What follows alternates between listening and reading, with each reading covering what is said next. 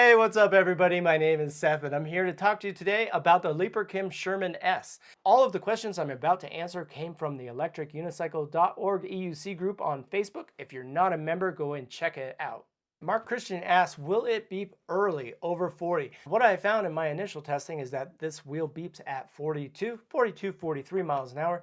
But with the high-speed firmware update, that's going to be much higher. Cody Joslin asks, get some weights and simulate a 250-pound rider to see how it handles. I didn't have to get weights. I got one of my friends, Big Boy Fast Boy, to try out this wheel, and he said it's super cushy and it's very hard to bottom out, especially once you adjust the suspension. So those heavier riders out there, I wouldn't worry about this. I think it's going to be an amazing wheel for you. Rui Bastos asks, how does it handle on trails? It is a little bit squirrely. It feels a little bit top heavy, so when you get around corners and things like that, it's a little bit hard to manage. With that said, I think on the street, what you have to contend with is wind, because these side panels act like big sails. So I did get in some wind gusts the other day, and it was a little bit hard to handle. Now, I haven't adjusted the suspension. Adjusting the suspension lower to get a lower center of gravity would probably help with a lot of those stability issues. William Lawson asks how it handles in comparison to a Sherman or Sherman Max. I haven't had a lot of experience on the Sherman, but this wheel does feel like it has a lot more torque than the Sherman and a lot better braking power. I have not had the chance to try a Sherman Max, but if anybody wants to send me one to review, hit me up in the comments. Arpad Tumas Martin asks, how's the waterproofing? How's the build quality? The build quality is really nice.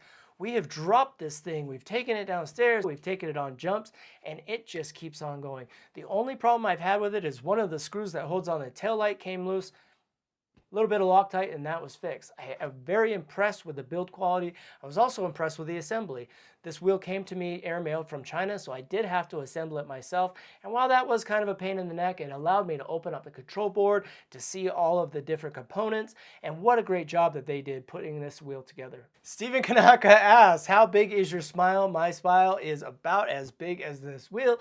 It has been a real thrill to ride this wheel, and I am appreciative to Free Motion Shop for sending it out for me to test and to bring to you and tell you all about it. Candlepin Tool asked, is it a lemon like the Abrams? Hey, we haven't experienced any cutout issues so far, and it has taken a lot of abuse. I don't think it's going to be a lemon. I hope it's not a lemon because the EUC community needs more wheels, needs more competition. The competition is what spurs development, so the more wheels we have, the better. That's my opinion. Philemon Leon Hemstreet asks, is it worth the $4,099 as of today's price? I'm going to have to leave that up to you. What makes it different than other wheels in this price range? The suspension. That suspension system is silky smooth. I really like it. I think the suspension, the build quality, the magnesium alloy components, all of these things add up, and I think it is a good value if you have room in your stable for another high-performance wheel. Whoa asks, is the tire change as easy as the Master? I've never changed a tire on the Master, but from what I can tell, no. I think it's going to be a little bit more of an undertaking to get this tire out, simply because you have to take off the control panel cover, you have to take off the side panels, then you have additional screws underneath that. And that's if you only take off one side when you mount and dismount the wheel, which can be kind of a pain in the neck.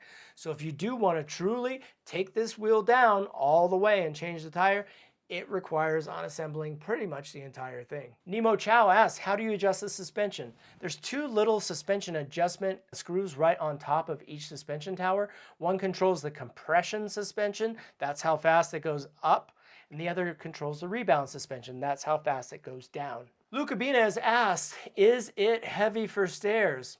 It's probably heavy going upstairs, but getting down, it's not so heavy because you just ride right down them. If you are going to have to take a wheel up and down stairs, I think that you might want to pass on the Sherman S or pretty much any of the larger wheels that are out today because they're all fairly heavy. Pierre Gandar May asks, how does the trolley handle?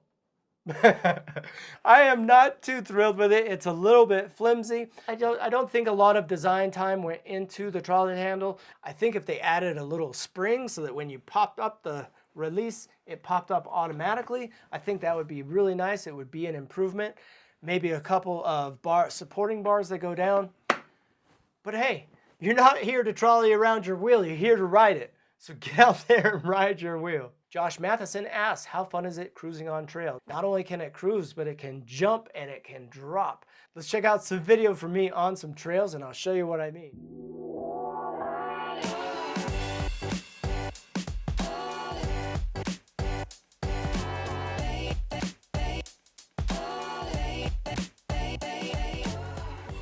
Brandon Panic asks, what is the top cruising speed and does it bottom out? I don't think I've taken it up to the max being cut off. I have taken it up to 43 miles an hour with the original firmware.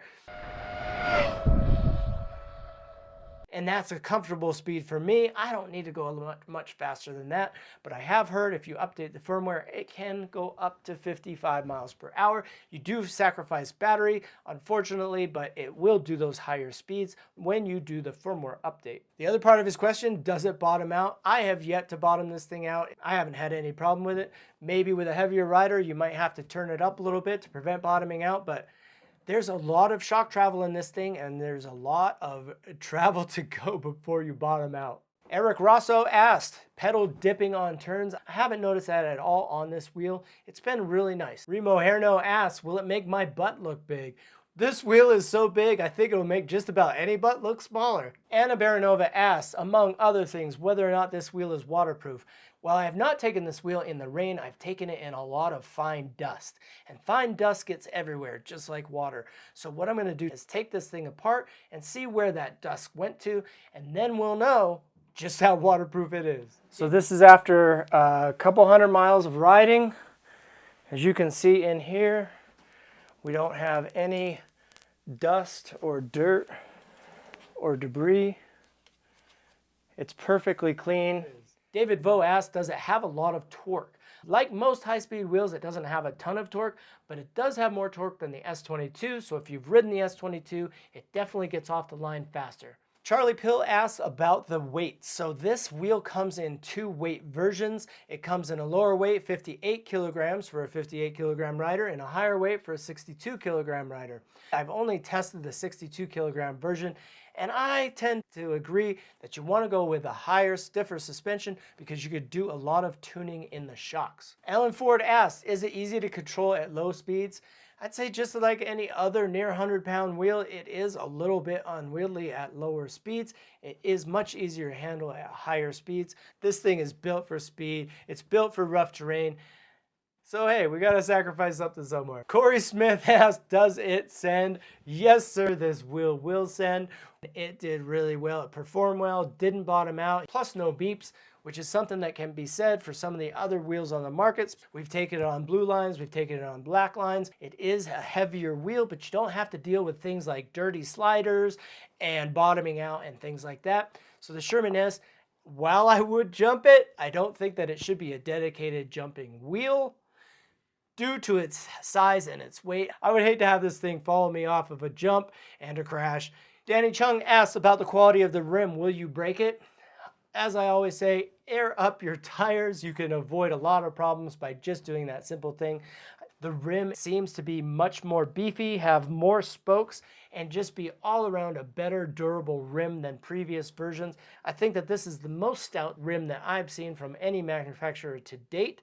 So I wouldn't worry too much about bending or breaking the rim on the Sherman S. Padraig Tansey asks about the display. They did go with the standard display with the backlit, so it's kind of a blue display with black letters. It is very easy to see in full sun. Let's take a look at that display as I test the speed with this new firmware. Mike Buhold asks, what type of terrain do I ride and does it meet the expectations of that terrain? We rode this thing on stairs, we rode it on dirt jumps, we rode it on tracks, we rode it on everything, and it ate up everything. The suspension on this wheel was so tunable that we were able to adjust it to any type of different terrain. I was super happy with the ride comfort and the feel with this wheel on anything that we threw at it. I'd say it's a great all-around wheel, whether you're a long-range cruiser or a modest jumper. I think this wheel will have something that you like.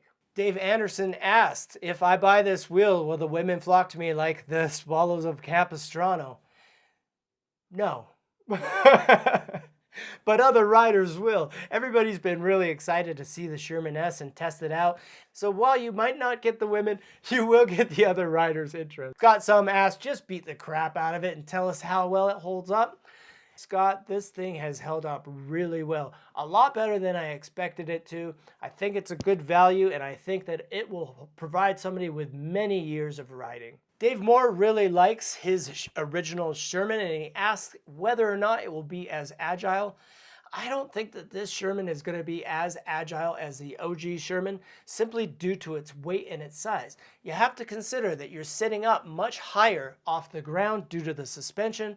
In addition to that, it's much heavier, so it's not going to be quite as agile as a smaller wheel, but none of these larger wheels will be. Max Working asks, once dialed in, how does the suspension compare to the S22?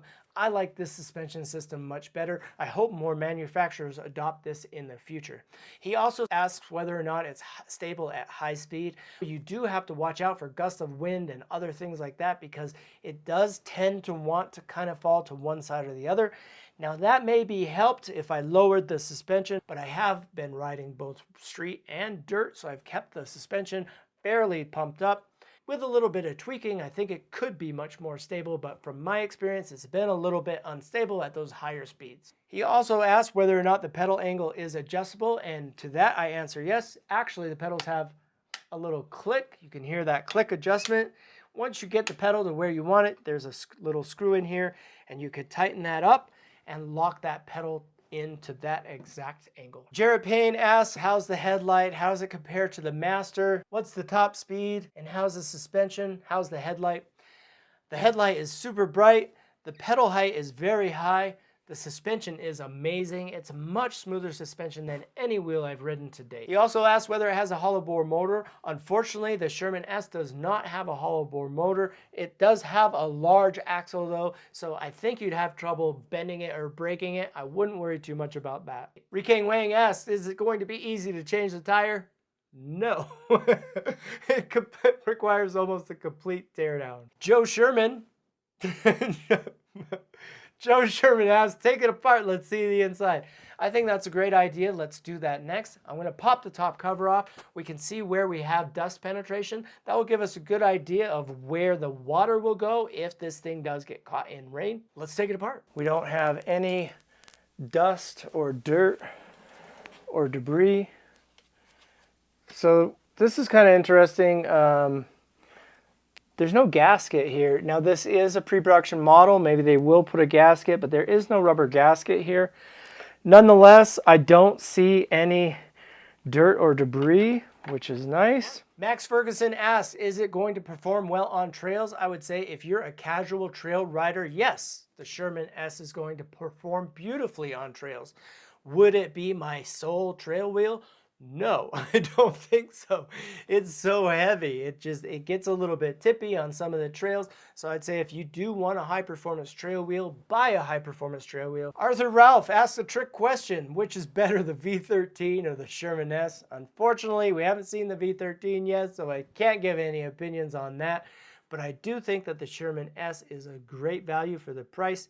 Everest asks how complicated it is to take apart. While it is a very well-built, solid machine, it does take some effort to get it apart to perform any kind of maintenance. With that said, I've ridden this wheel for about 150 miles now. I haven't really had to maintain anything other than one of the screws in the taillight coming loose, which was not a real pain in the neck. It's a very solid wheel, and I think there's a lot of value here. Even though it has such a high price, I think the price is justified.